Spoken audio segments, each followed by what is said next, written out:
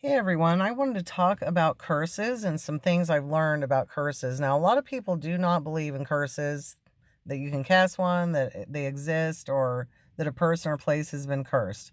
And I can understand that. I used to kind of question it too if that was real, but over the years I'm kind of starting to learn a little bit more about what a curse really is. It's so simple. You don't necessarily need tools, different tools, and to say certain phrases or anything like that, or do it at a certain time. Sometimes a curse can be cast simply from making a wish and throwing it out there into the universe for anyone to catch it.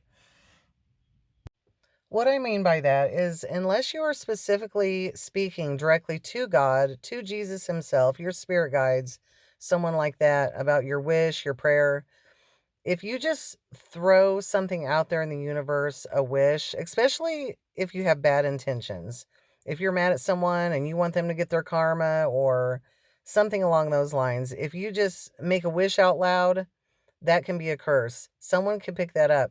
If it's not God or something in the good part of the spirit world, the bad part of the spirit world will pick it up for you, especially, like I said, if you had bad intentions towards a certain person or situation. The devil, demons will hear your wish and be like, okay, I'll take that on for you. For example, a few years ago, I was online arguing with this guy about something, and he had such a bad heart and he was so extremely mean.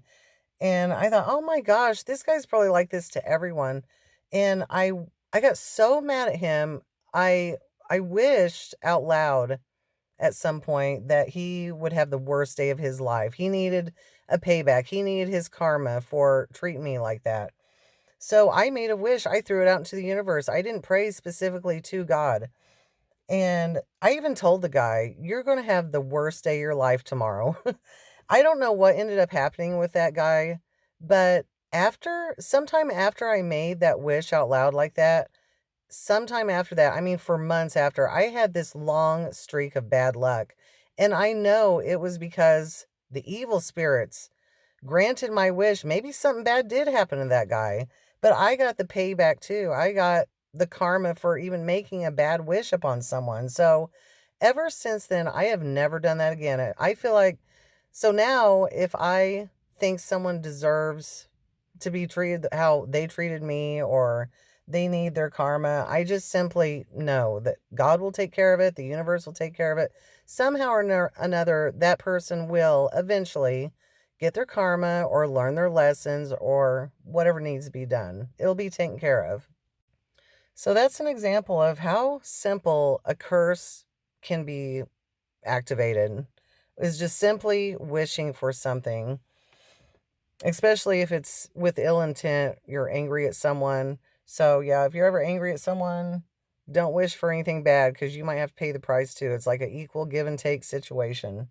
Another example of this is there's this friend I have. I've known him about 16 years, one of my old coworkers, and we're still friends.